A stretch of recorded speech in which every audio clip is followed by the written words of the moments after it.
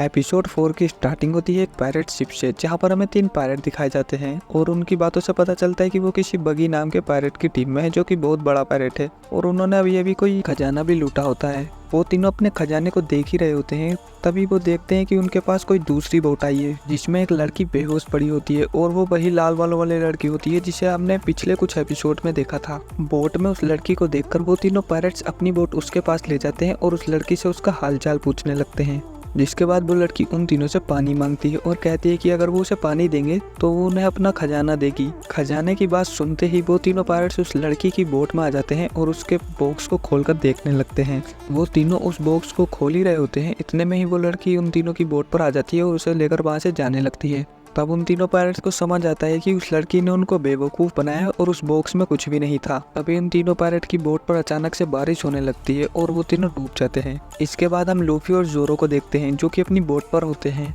और उन दोनों की बातों से हमें पता चलता है कि वो दोनों रास्ते से भटक गए हैं। जिस रास्ते पर उन्हें जाना था वो किसी और रास्ते पर आ गए हैं और तभी अचानक से हवा चलती है, जिससे कि लूफी की हैट उड़ जाती है और उनकी बोट के ऊपर ही फ्लाई करने लगती है। एंड लूफी अपनी हैट को देखकर किसी सैंक्स आदमी का नाम लेता है एंड तभी हमें एक फ्लैशबैक दिखाया जाता है जिसमें वही सैंक्स नाम का आदमी होता है और उसने वही हैट पहनी रहती है जो कि लूफी के पास होती है और वो लूफी से बोल रहा होता है कि ये हैट उसके लिए बहुत कीमती है, इसलिए वो उसे लूफी को भी नहीं दे सकता। तभी जोरो एंड लूफी दोनों हैट को पकड़ने के लिए भागते हैं और जोरो हैट को पकड़ लेता है। इसके बाद हमें लूफी की पास्ट मेमोरीज दिखाई जाती हैं, जहाँ पर हम देखते हैं कि लूफी अभी बहुत छोटा है और वो सैंक्स के साथ एक बार में बैठा होता है और हमें पता लगता है कि लूफी एक छोटा सा बोला वाला बच्चा होता है, लेकिन उसको तैरना बहुत अच्छे से आता है और उस बार में सैंक्स के कुछ पायरेट साथी भी होते हैं। अगले ही सीन में वहाँ पर कोई दूसरा पायरेट आता है और वो इस बार में आकर अपने लिए शराब मांगता है, लेकिन उसे पता लगता है कि इस बार की सारी शराब खत्म हो चुकी है। ये सुनकर सैंक्स उसे अपनी बोतल देने लगता है और उसे कहता है कि वो ये बोतल ले सकता है,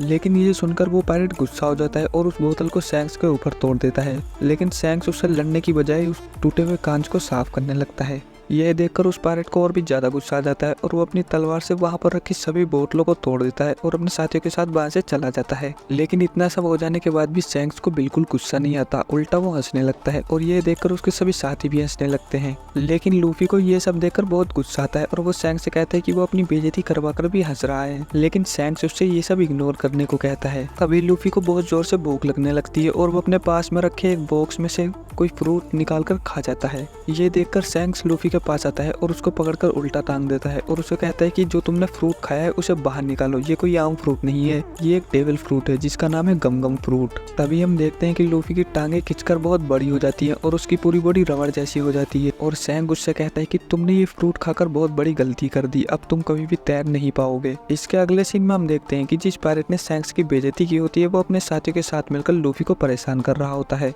और हमें एक फ्लैशबैक दिखाया जाता है। जिस समय वो पायरेट बार में आया था उस समय लूफी ने उस पायरेट को बहुत बुरा भला कह दिया था और बार बार चिल्लाकर कह रहा था कि तुम्हें सैंक्स से माफी मांगनी होगी, इसीलिए वो पायरेट लूफी को परेशान कर रहा होता है। इसके बाद हम देखते हैं कि लूफी को बचाने के लिए सैंक्स अपने साथियों के साथ वहां पर आ जाता है। इसके बाद सैंक्स लूफी को छोड़ने के लिए कहता है, लेकिन उस पायरेट का एक आदमी सैंक्स के सर पर अपनी पिस्टल लगा देता है, लेकिन ये देखकर सैंक्स बिल्कुल भी नहीं डरता और इतनी देर में ही सैंक्स की टीम का एक आदमी उस बंदे को गोली मार देता है। इसके बाद सैंक्स कहता है, उस दिन बार में तुमने मेरी बेइज्जती की थी लेकिन मैंने तुम्हें कुछ भी नहीं बोला था, लेकिन अगर तुमने मेरे साथियों को कुछ कहा तो मैं तुम्हें जिंदा नहीं छोड़ूंगा। इसके बाद वो पायरेट सैंक्स को मारने के लिए अपने सभी आदमियों को भेजता है, लेकिन सैंक्स की टीम में से कोई पायरेट अपनी बंदूक निकालता है और उन सभी आदमियों को मार देता है। यह देखकर वो पायरेट बहुत ज्यादा डर जाता है और एक स्मोक बॉम्ब से वहां पर धुआं करके अपने साथ लूफी को लेकर वहां से भाग जाता है। इसके बाद हम देखते हैं कि वो पायरेट लूफी को लेकर समुद्र में आ गया है और वहां पर आकर वो लूफी को पानी में फेंक देता है, जिसके बाद लूफी डूबने लगता है और यह देखकर वो हंसने लगता है।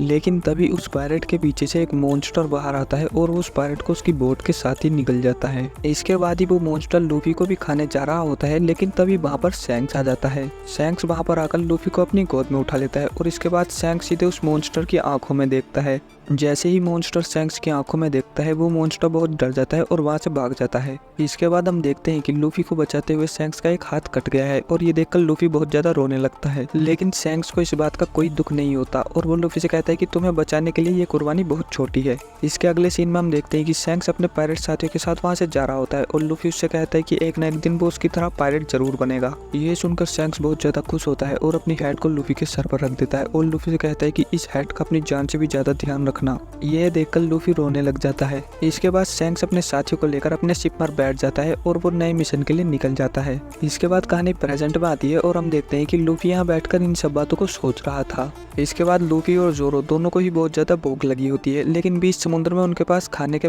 लिए कुछ भी नहीं होता। तभी लूफी अपने सर के ऊपर एक चिड़िया को उड़ते हुए देखता है। तभी लूफी उस चिड़िया को पकड़ने के लिए अपने हाथों को लंबा करता है और उसके पास जाने लगता है, लेकिन वो देखता है कि वो कोई चिड़िया नहीं, एक मॉन्स्टर होता है और वो मॉन्स्टर लूफी के सर को अपनी चोंच में पकड़ लेता है और उसे लेकर वहां से उड़ने लगती है। यह देखकर जोरो अपनी बोट की स्पीड बढ़ाता है और लूफी के पीछे जाने लगता है। वहीं पर जोरो को वो 3 पायरेट मिलते हैं जिनको पीले वालों वाली लड़की ने पागल बनाया था, और वो तीनों पायरेट जोरो की बोट में चढ़कर उसे डराने लगते हैं। लेकिन जैसे ही उन्हें यह पता चलता है कि वो जोरो है, वो तीनों उसकी सभी बात मानने लगते हैं और वो जोरो को बताते हैं कि वो तीनों बग्गी के आदमी है जिसने खुद एक डेविल फ्रूट खाया है। और इसके अगले सीन में हम देखते हैं कि वो मॉन्स्टर जहाँ लूफी को उड़ाकर ले जाता है, वहाँ से थोड़ी सी दूर पर एक आइलैंड पर कैप्टन बग्गी अपने साथियों के साथ होता है, और कैप्टन बग्गी जैसे ही लूफी को देखता है वो उस पर गोली चलवा देता है, जिस वजह से लूफी सीधा नीचे गिर जाता है। लेकिन नीचे गिरने की वजह से भी उसे कुछ नहीं होता, और जहाँ पर लूफी गिरता है वहाँ पर वो पीले वालों वाली लड़की भी होती है। एंड यहीं पर ये एपिसोड एंड हो जाता है।